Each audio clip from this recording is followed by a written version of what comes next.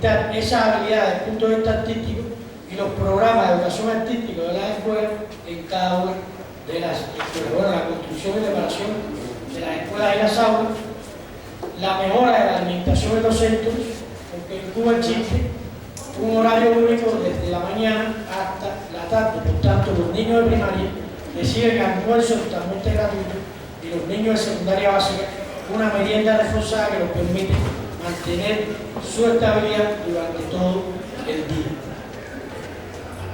Bueno, los niveles de enseñanza en Cuba son muy similares a los de acá. Lo único es que cuando termina la secundaria se subdivide en los preuniversitarios, que son aquellos que van directamente a hacer los exámenes de ingreso a la universidad, y otros van a la educación técnica y profesional, que tienen cursos de 3 y 4 años y que van directamente al campo productivo, y la escuela de oficio, que también da esa posibilidad. Pero esas personas, después que terminan su estudio de la educación técnica y profesional, también tienen la opción, con cursos que se ofertan en la educación de jóvenes y adultos, de prepararse y también optar como curso para trabajadores a la universidad, también como tuvo la posibilidad cualquier otro de los estudiantes. O sea que es una posibilidad cualquiera. Bueno, caímos ya en las enseñanzas.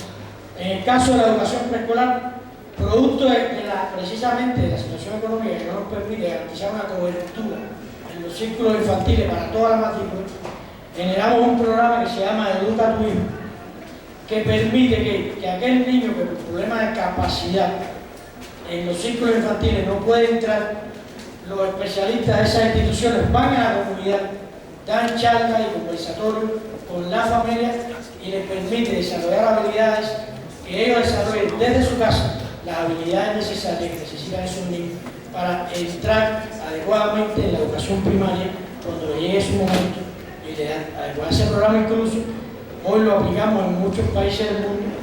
Aquí se está aplicando en Chimalhuacán, en el Estado de México, se está aplicando también en la educación preescolar, que tenemos ahí con una educadora nuestra que trabaja en ese sentido, esos elementos con la comunidad de esa localidad. En el caso de la educación primaria, como elemento esencial y más importante, es que se determinó que en los grupos docentes no puede haber más de 20 estudiantes. O sea, las aulas de primaria de Cuba no tienen en estos momentos más de 20, estoy diciendo el máximo, pueden tener menos, pero no pueden pasar de 20 estudiantes. Todo eso facilita un trabajo, como por ejemplo garantizar que no exista retraso escolar, el tránsito de maestros por el ciclo. Fíjense que el promedio de alumnos maestros en la educación primaria es de 9,8, o en Cuba. Se ha implementado el idioma inglés desde el tercer grado, que antes se empezaba la secundaria básica. Hay un elemento aquí muy novedoso, y es que hemos detectado que el juego del ajedrez desarrolla ciertas capacidades estratégicas y tácticas en los estudiantes. Por tanto, se implementa de forma masiva el estudio del ajedrez. Dicen los especialistas del ajedrez que para usted tener resultados a nivel mundial en el ajedrez, usted tiene que tener resultados a niveles nacionales entre 10 y 11 años. Bueno, hoy nosotros tenemos la dicha de contar con un Leinier Domínguez que está entre los 10 mejores ajedrecistas del mundo y con un Lázaro Dosón que está entre los 40 mejores ajedrecistas del mundo. Y hace poco también escuchamos la noticia de un niño de 11 años en Cuba que acaba de tener la categoría de maestro FIDE internacional dentro del programa del ajedrez. Y bueno, el 95% de los alumnos que ingresan en la primaria terminan, el resto lo concluye en la educación especial, porque son niños que tienen ciertas necesidades educativas especiales y entonces concluyen su estudio en esta enseñanza. Y bueno, tratamos de convertir cada escuela como un palacio de pionero, o sea que en cada escuela, además de formar la enseñanza, se creen y desarrollen habilidades en los niños en su futura profesión que va a obtener o que tiene dentro de sus habilidades y posibilidades. En el caso de la educación especial, es realmente una educación muy priorizada en Cuba, además muy costosa por los recursos que necesita y que invierte. Hoy Cuba tiene, por ejemplo, más de 400 escuelas de educación especial donde se incluyen escuelas de autismo, escuelas para niños ciegos y sordos, donde tienen determinados recursos y posibilidades de tener esa posibilidad. Pero además el plan de estudio, el programa de esa escuela es el mismo que la escuela normal. Por tanto, esos niños, si logran avanzar en sus habilidades, en sus posibilidades, luego se pueden reincorporar al sistema educacional de una forma gradual. Aquí hay una cuestión importante también, es que si un niño, por ejemplo, tiene el autismo, el Estado garantiza que son enfermedades de educación, o sea, el pago de educación especial, que garantiza que la familia esté todo el tiempo con ese muchacho, porque tiene una atención diferencial. El Estado le garantiza que el padre o la madre se dedique atención a su hijo todo el tiempo y le paga su salario íntegro a esa persona en función de la profesión que desarrolla o que practica. En el caso de la secundaria básica, los grupos son de hasta 30 estudiantes, donde existe un profesor que atiende 15 de los 30 estudiantes de forma integral. O sea, más allá de la asignatura, sino que conforman ese proceso desde el punto de vista de sus condiciones de vida y las posibilidades que tienen para lograr el aprendizaje. Se profundizan los contenidos de la efemérides, la geografía de Cuba, la formación cívica y los símbolos patrios, y se contribuye a los contenidos amplios del currículo. Mejor relación del profesor y la familia, la conformación de un horario único, porque los estudiantes tienen clase durante todo el día, el trabajo del profesor guía que atiende a esos 15 estudiantes y el uso, o sea, en la secundaria básica están todas las clases del proceso docente educativo firmadas en videoclase. Por tanto, el profesor puede hacer uso, si lo necesita en algún momento determinado, de esa videoclase para profundizar en el proceso docente educativo que desarrolla. Pero aquí hay un elemento esencial de la secundaria, así es que los sábados, cada 15 días, se realiza trabajo metodológico de los profesores, donde ellos analizan la situación de cada uno de los estudiantes, pero además analizan el contenido que van a impartir con sus estudiantes. Y ahí se ponen de acuerdo, por ejemplo, los físicos, los químicos, los biólogos, en qué concepto de temperatura van a dar los niños. A veces en la escuela, cada uno da un concepto diferente y los niños tienen que aprender 3 conceptos de lo mismo. Y se ponen de acuerdo en cada uno de esos elementos, además en cómo va a evaluar cada una de las asignaturas para que no coincidan en el proceso las evaluaciones a los estudiantes. En el caso de la educación preuniversitaria, igual los grupos son no más de 30 estudiantes, donde se pueden impartir hasta 2 asignaturas, se usa igual el televisor y el video como aforo, con las videoclases de todas las asignaturas, y se utilizan también los software de computación para el apoyo de la enseñanza de esas asignaturas. Bueno, hay un trabajo de fortalecer los institutos que son preuniversitarios especiales en Cuba, donde se forman estudiantes de ciencias exactas, son estudiantes que tienen un nivel más alto de preparación y se desarrollan en las áreas de la ciencia exacta. Se fortalece ahí la orientación profesional para su futura carrera y bueno, se estimula sobre todo la ubicación en la Universidad de Ciencias Pedagógicas, que es de las carreras que más plazas ofertan cada año. La educación técnica y profesional, en aras del tiempo voy a dedicar un aspecto aquí principal nada más, y es la creación de un elemento nuevo, y es las aulas anexas. No podemos, desde el punto de vista económico, garantizar laboratorios de alta tecnología en las diferentes especialidades. Por lo tanto, se crean aulas anexas en los centros de producción y los estudiantes realizan sus especialidades en esos centros.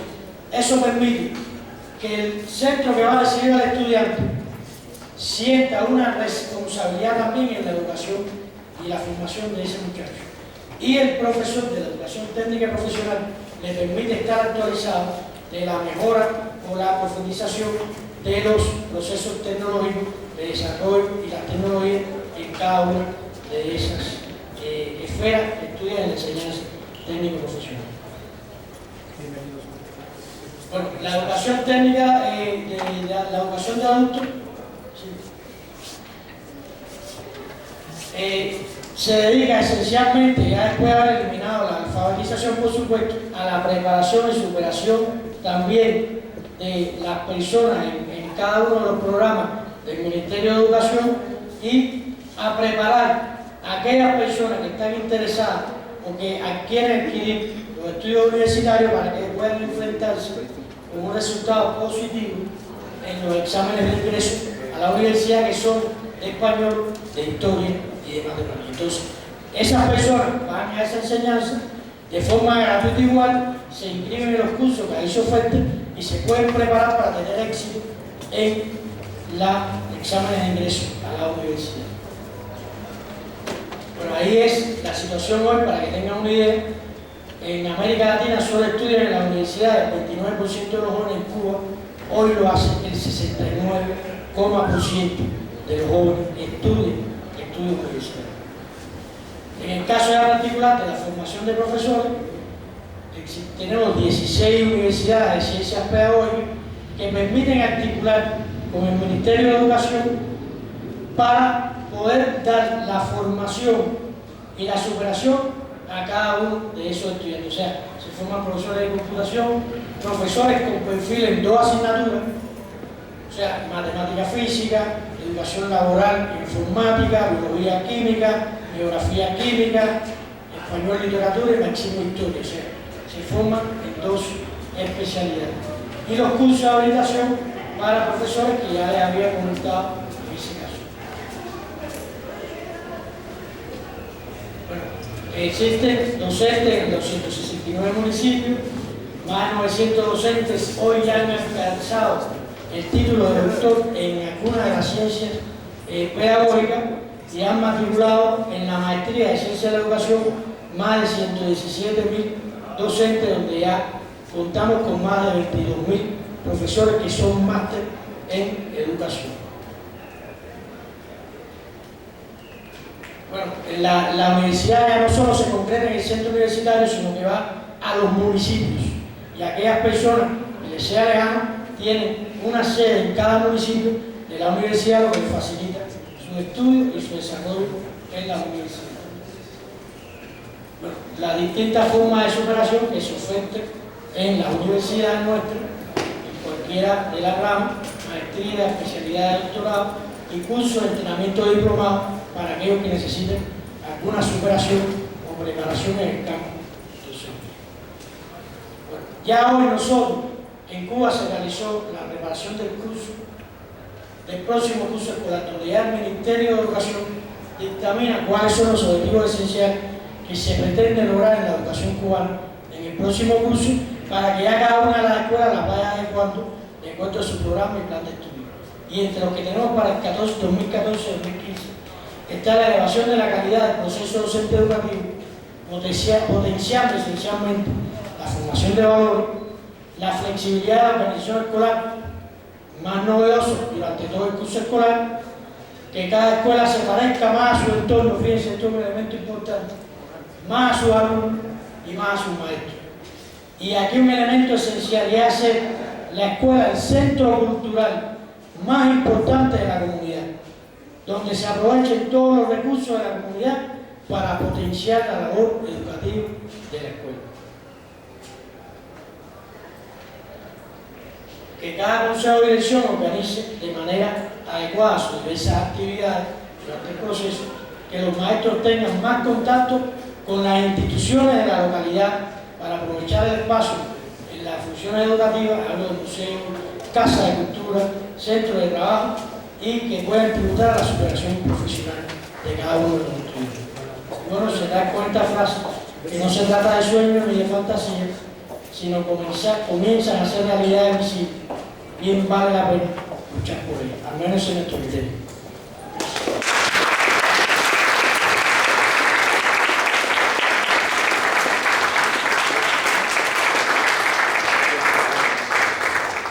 Bueno, agradecemos el esfuerzo que hizo nuestro invitado para resumir en 40 minutos toda la exposición que había preparado para esta conferencia, y vamos a dar la palabra al maestro Víctor Hugo Lárez Romero.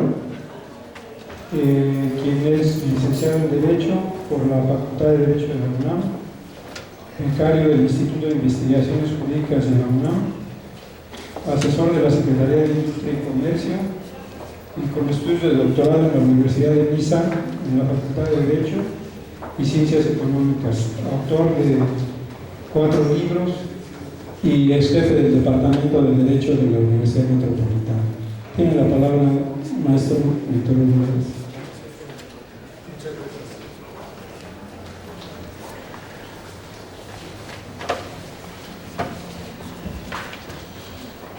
Muchas gracias. Es un gusto, un honor, un compromiso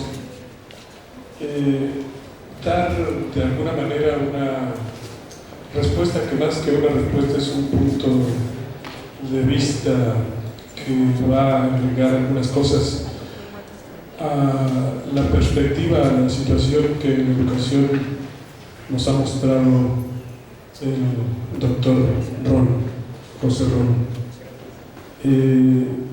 La pura comparación de los dos modelos educativos pone en evidencia la enorme desventaja que al respecto hay en el modelo educativo nacional.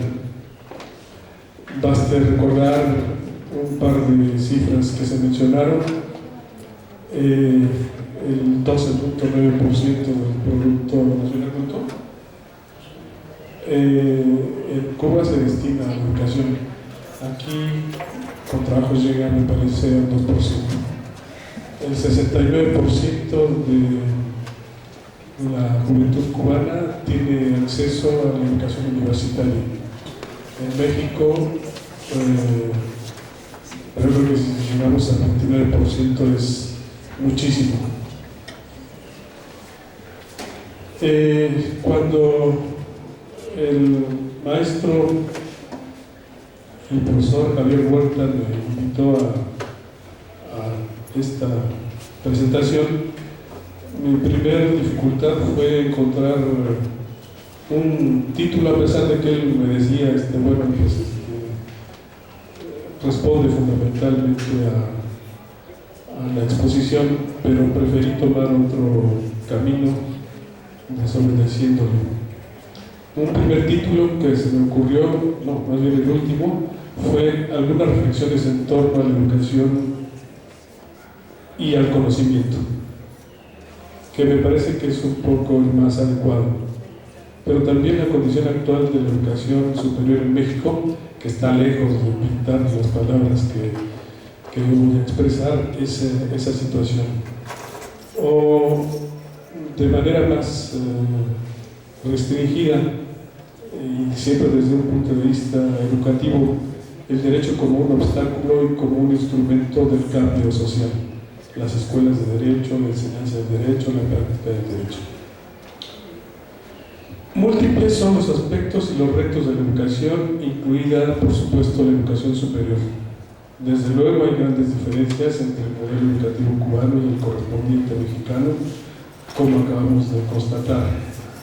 Desde un punto de vista más o menos elemental, se trata, entre otras cosas, del problema de la educación, sí, pero de manera más general se trata del conocimiento y, claro, del conocimiento científico. Es tal su importancia actual que vivimos, se puede decir, en la era del conocimiento.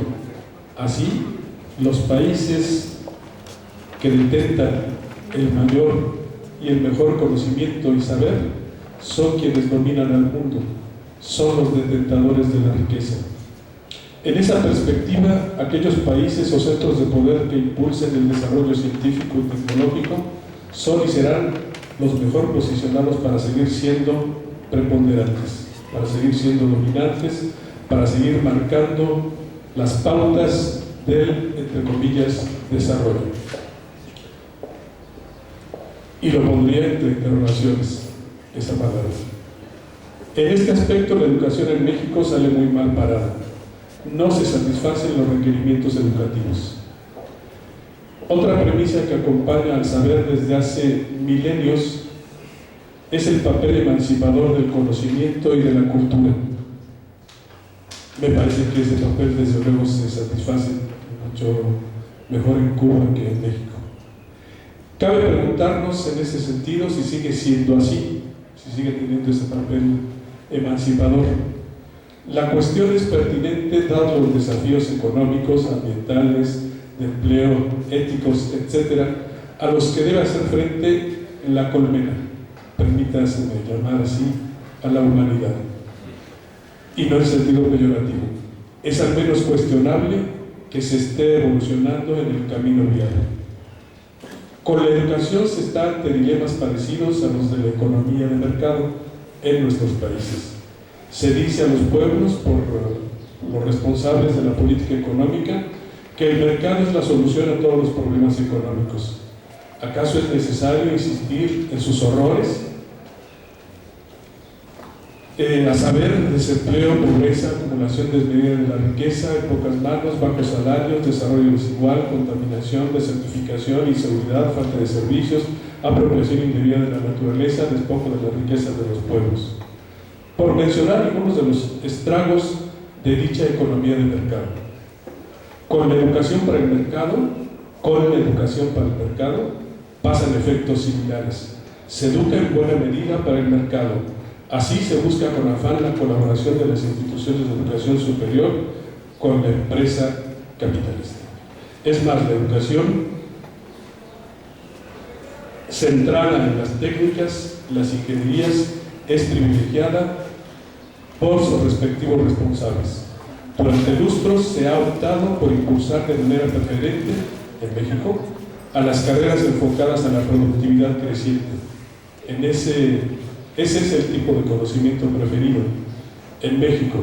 ¿Cuáles han sido los resultados? Ya se resolvieron los problemas de productividad, de dependencia tecnológica, de contaminación, ya nos libramos de las enfermedades librables, para enumerar algunas cosas. Todavía en años recientes se observó una embestida en todos los niveles, elemental, medio y medio superior, en contra de las humanidades, contra la enseñanza del civismo, la historia, la ética, la filosofía, el derecho, la estética. Hay empero resistencias sociales, algunas en instituciones de educación superior, y por supuesto no puede olvidarse a Cuba en este sentido también. Por ejemplo, uno de los elementos, por decir así, estructurales, que va en una dirección diferente, es aquella reproductora de errores, a saber, la formación interdisciplinaria, pero un tipo de interdisciplina que va más allá, por ejemplo, de mostrar que el derecho o que el conocimiento en general, que las ciencias en general, son un instrumento al servicio de la economía. No. Y habría que ver qué tipo de economía. No solo eso. El derecho, la ética, la moral, la filosofía van más allá de la ciencia y de la técnica, van más allá del producir para aumentar la productividad, las cifras del Producto Nacional o Mundial Bruto. Este tipo de perspectiva permite un enfoque integral. Yo diría conocer. Trata el agua. Se trata entonces de unas competencias que exceden la determinación y la aplicación del único criterio de verdad, el del mercado, y que se extienden a los criterios de eficiencia, cualificación técnica, de justicia y o de dicha sabiduría ética, de belleza sonora y cromática, sensibilidad auditiva y visual, etc. Tomando así el saber, es lo que hace a cada uno capaz de emitir buenos, de comillas, enunciados, denotativos y también buenos enunciados prescriptivos, siempre entre comillas, buenos enunciados valorativos. No consiste en una competencia que se refiera, por ejemplo, a enunciados cognitivos solamente con exclusión de nosotros. Permite, al contrario, entre comillas otra vez, buenas actuaciones con respecto a varios objetos del discurso: conocer, decidir, valorar, transformar. Esto es, no basta formar a los mejores ingenieros, los mejores científicos.